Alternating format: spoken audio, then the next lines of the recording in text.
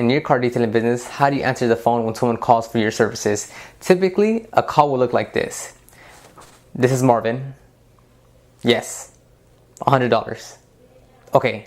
And hangs up. And that's basically what I've personally seen, and not just with detailers, but actually any other type of local service, whether it be plumbing, HVAC, a restaurant, is when you call, it's the most plain Jane, boring conversation you can ever have. They don't seem enthusiastic, they don't give you more information, they don't seem happy to talk to you, and so forth. So in this video, we're going to cover how to kind of go through a good structure on how to answer the phone to really wow the customer with the first interaction that they have with your business.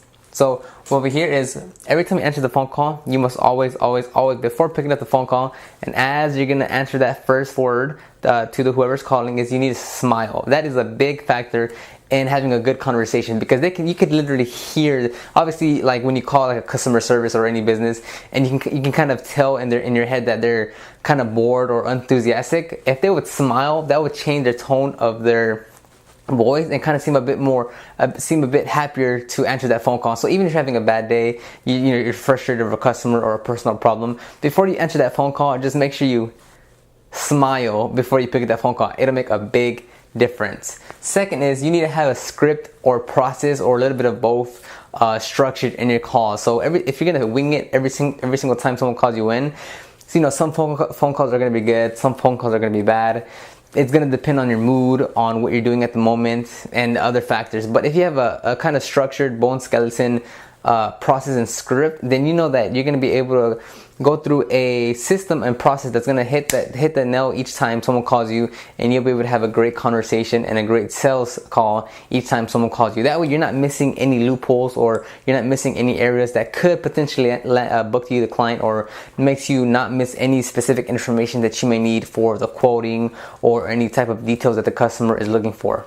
Which brings us to the next point, is information. So having the sales script and the process is good, because it gets you in the habits, and it gives you the system to really what to say and how to say it. So again, it infuses back with the second point that I'm referring to, is the information. So what to say and how to say is good, and of course getting the proper information is just as important as the what to say and how to say. So it's getting the name, getting the phone number and email, getting the card information, and the service that they're inquiring for. So these three here, smile, script, process, information, are very vital, because they all fuse in together, and each one is very important. You need to smile to make sure that to let the person on the other side of the phone call to know that you're enthusiastic to talk to them, and that you're actually excited to hear what they have to say, and that you're willing to help. Number two is having that script and process in place, so you know what to say and how to say it each time. And then fused with the third one is, so you get the right information every single time. That way, most of the time when I call other local services, is that they don't care about what I have to say. They're not, they don't get any details of mine, where, just like I mentioned here, which is the name, phone number, email, or the type of service that I'm looking for. They just they answer the phone, they answer my specific question, they hang up, and that's it. And it's a very poor experience, because I'm sure as heck not going to go back to them and call them for anything else that I need, because they weren't really engaged with me in the first phone call. And then the last one here is we have follow-up. So these 4 steps that we have here, or I wouldn't call them steps, but just things to look out for, or things that you should have when you're answering a phone call, is very vital. We have smile, script, process, information, and the follow-up. So with these two inclined, the script and process information, you're going to get all the details that you need with this potential customer, or with this prospect that they have. You're going to know their name, their phone number, their email address, if possible. You're going to get their car information of their personal car, and then the type of service that they were inquiring for. Those 3 will give you the best details for a follow-up. So if in your sales process and your scripting, if you know that you want to ask if what's the best date available, right? That's in your script. That's a good question that you'd always like to ask. And then they tell you, which you identify, that they say, okay, in the next 3 weeks we'll get the detail, because I'm gonna go out of town. Well, that gives you the perfect clue and the perfect opportunity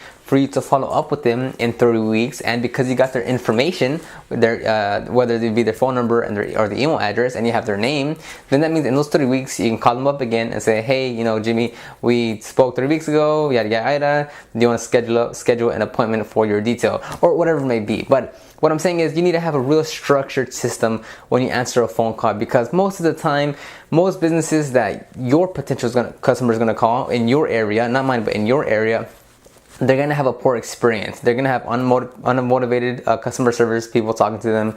They're going to easily tell that they're not happy, that they're not engaged, that they don't really give them the right information that they need.